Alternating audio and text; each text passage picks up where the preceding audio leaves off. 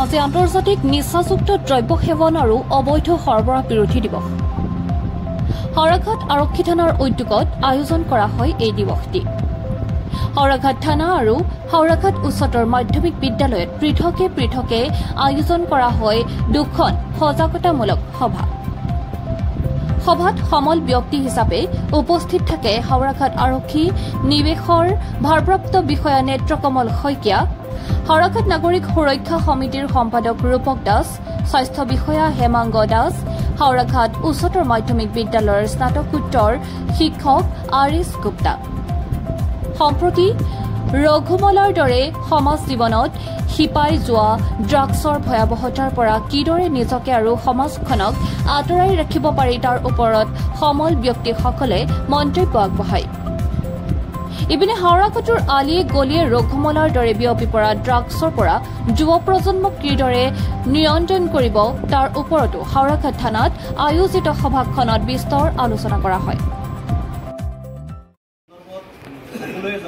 আচলতে ড্ৰাগছ বুলিলে কি কি বুজায় বা নিচাযুক্ত দ্ৰব্য বুলিলে কি কি বুজায়, কিন্তু কথাটো হ'ল ইয়াৰ কবলত যিটো বয়সত পৰিছে ল'ৰা ছোৱালীখিনি সেইটোৱে আচলতে চিন্তাৰ কাৰণ হৈ পৰিছে। বিশেষকৈ মই হাওৰাঘাটৰ কথাকে ক'বলৈ যাওঁ। হাওৰাঘাটৰ অলিয়ে গলিয়ে এতিয়া ড্ৰাগছ এডিক্টেড ল'ৰা। সাংবাদিকতাৰ জগতখনত মই 20 বছৰ সাংবাদিকতা কৰিলোঁ, মই দেখিছোঁ প্ৰেক্টিকেলি কিছুমান কথা দেখিছোঁ। আৰু এতিয়া কি ক'ম, ঘৰৰ ল'ৰাই ড্ৰাগছ এডিক্টেড, এতিয়া ক'বলৈ কাক কওক। সিদিনা ব্যৱস্থান বজাৰত এটা ল'ৰা ধৰিলে, তাৰ তাত 8টাকৈ কণ্টেইনাৰ পাইছে ড্ৰাগছৰ। হাওৰাঘাটৰ ল'ৰা আমাৰ 3 ব্যৱস্থান আৰক্ষীয়ে ধৰিলে, ৰাইজে ধৰি পেলাই চমজাই দিলে। কিন্তু প্ৰয়োজন আছিল এই ল'ৰাটোক আৰু ইনভেষ্টিগেশ্যন কৰা, তাৰ যোগেদি বহুত ল'ৰা ওলাই আহিলে। মই কেইটামান নেক্সাছৰ কথা কৈছোঁ। হাওৰাঘাটত ক'ত ক'ত ড্ৰাগছৰ ব্যৱসায় চলে, তাৰ সন্মুখত মদৰ আড্ডা, সন্ধিয়াৰ পাছত আপুনি যাব নোৱাৰে। তাৰ অলপ আঁতৰত ড্ৰাগছৰ লেনদেন হয়। সেই যিটো ল'ৰা ড্ৰাগছত ধৰা খালে 8টা কণ্টেইনাৰৰ সৈতে, সেই ল'ৰাটোৱে এইখিনি অঞ্চলত বেলেগৰ লগত সন্ধিয়াৰ পিছত যোগাযোগ কৰি থকা অন্য বহুত লোকে প্ৰত্যক্ষ কৰিছে। অৰ্থাৎ সি ড্ৰাগছ বেচে, ড্ৰাগছ বেচিব লাগিব, নহ'লে তাৰতো তাত কাম নাই। তেনেকুৱা ধৰণৰ ঘটনাবোৰ হাওৰাঘাটত খুব হ'বলৈ লৈছে।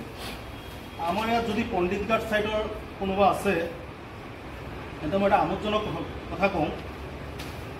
আমাৰ পণ্ডিতঘাটৰ পৰা চুলাই পাৰ হয় সিপাৰত, LC লোকেল চুলাই, আৰু সিপাৰৰ পৰা ড্ৰাগছ আহে আমাৰ ইয়ালৈ। আপোনালোকে মন কৰিব, প্ৰতিটো সন্ধিয়া 5টাৰ পৰা 7টা বজালৈ টাইমটো টাৰ্গেট কৰি ল'ব। 3খনমান বাঁহৰ দলং আছে পণ্ডিতঘাট পাৰ হয় এইখিনি অঞ্চলত।